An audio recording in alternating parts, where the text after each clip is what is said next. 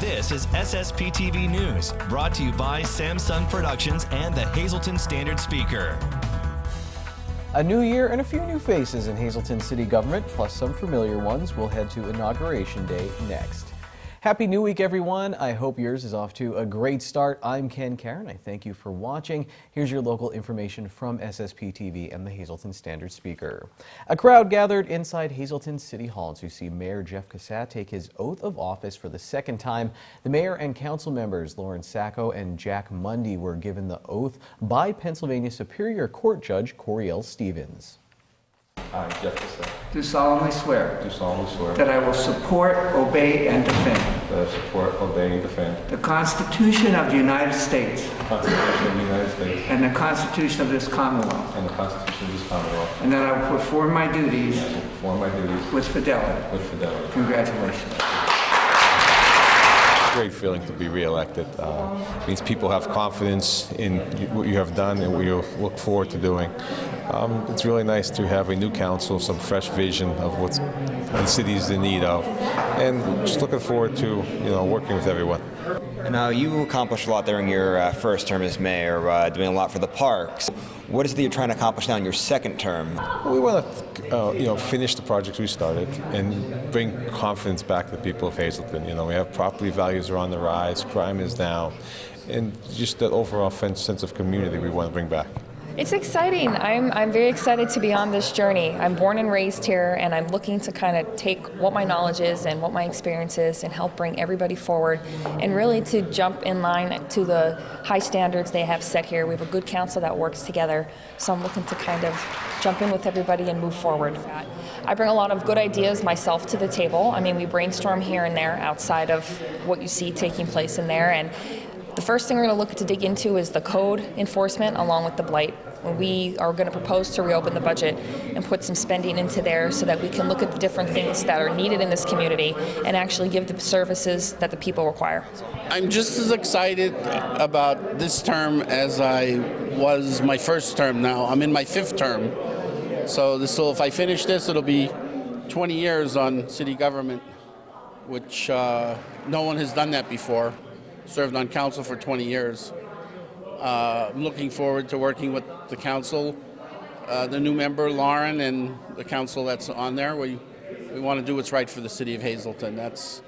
We're here to make Hazleton a better place and do what's right for the citizens of Hazleton. The main thing is their safety. That's a priority. The safety for our citizens. And that's always been a priority. Sacco and Mundy take over seats previously held by Bob Gavio and Jean Mope. They join Council President Jim Ferry, Council Vice President Tony Colombo, and Council Member Allison Barletta. As one of their first actions, the new council approved the hiring of 2 new city police officers and finalized their schedule of meetings for 2020. A Hazleton man is wanted for his alleged involvement in a major heroin and fentanyl distribution operation. Hazleton police are asking for your help in the search for 31-year-old Adam Guzman. On December 1st, officers responded to a report of a domestic disturbance at Guzman's home on East 1st Street. They observed items consistent with a drug trafficking operation, obtained a search warrant, and seized over 46 grams of fentanyl and several thousand empty heroin bags. Several officers suffered exposure to fentanyl and had to be treated. This week, police issued a felony arrest warrant for Guzman. Anyone who knows of his whereabouts is asked to call 911. Time now for weather on SSPTV News. Getting ready for our work week forecast from the National Weather Service. Here's a look at tonight. Partly cloudy with a low of 26 degrees. And then on Tuesday, we have a 30% chance of some rain and snow showers. It will be mostly cloudy. Highs in the mid-30s. New snow accumulation of less than a half-inch possible. At night, 40% chance of snow showers, mostly cloudy, low of 25. New snow accumulation of less than a half-inch possible. 30% chance of snow showers on Wednesday, mainly before 1 p.m. Partly sunny, high of only 29. Partly cloudy at night, low of 15. Mostly sunny on Thursday, high of 28. Mostly cloudy Thursday night, low of 25. Friday, 60% chance of rain, cloudy, we'll have highs in the mid-40s. 70% chance of rain at night, we'll have a low of 42 degrees. The Hazelton area wrestling team won another Wyoming Valley Conference championship. Here's the SSPTV Standard Speaker scoreboard. It was the second straight for the Cougars, who held off Tunkhannock 213.5 to 208.5. Jake Marnell locked up the win with a major decision in the 182-pound final. Bryce Molinaro was named the most outstanding wrestler at the conference tournament. I talk more about the title with Standard Speaker Sports editor Dave Seaman on Community and EPA News this week. The Monoy area wrestling team beat Columbia Montour Votech, and the Hazelton area boys basketball team beat Nanacoke in the Wyoming Valley Conference. Angel Cruz led the team with 13 points. Tyler Fritz scored 34 points in both Marian wins over the weekend, one over Weatherly and the other over Lincoln Leadership Academy. Tamaqua and Monoy area also got wins over the weekend. MMI and North Schuylkill suffered losses in boys basketball.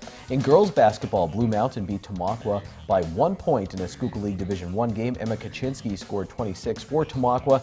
Marian beat Weatherly, and the Phillies got star Emily Schad back. Macy Ilansky led the attack on this night with 14 points. Monoy area beat Shenandoah Valley, and MMI moved to 3-3 on the year with a non-league victory over Lincoln Leadership Academy. Kimma Mentler scored 23 points for the Lady Preppers, and she had the game-winning shot at the buzzer. Irene Ottmiller helped out with 9 points. North Schuylkill topped Pine Grove thanks to 11 points from Sarah Wagner. The Wilkes-Barre Scranton Penguins, they lost to Springfield on Saturday. They also took a loss to Hershey on Friday. Mono area girls swimming team, they won 2 events at the Schuylkill Sprint Meet. Abby Dudash won the 50 backstroke with teammate Madison Quick coming in second. The two then teamed up with Caitlin Honest, Oceana O'Boyle to win the 200 Bedley relay. And the Hazelton area boys were second at the Classic Gold Relays in Scranton. The Lady Cougars were third. The boys won the 800 medley, the 800 free, and the 400 crescendo medley. Coming up in sports, Hazelton area track and field athlete and basketball standout Scotty Campbell discusses his future throwing the javelin at Duke University. And up next, John Eric Polai helps us keep our resolution to be healthier in 2020. We have a fitness feature when we come right back.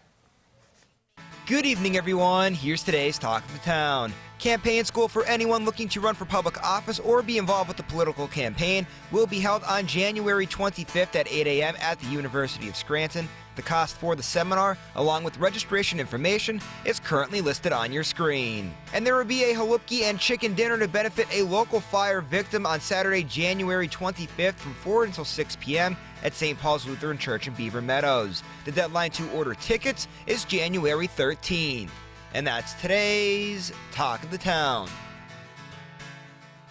SSPTV News, what to send sincere condolences to the family and friends of these recently departed. Gary M. Dietz of Cunningham, the Harmon Funeral Home and Drums, will announce their arrangements. Stephen J. Goodich of Nuremberg, the Harmon Funeral Home in Rock Glen, will announce their arrangements. Betty Ann Hines of Beaver Meadows. Services will be held at a later date under the Frank J. Bonin Funeral Home.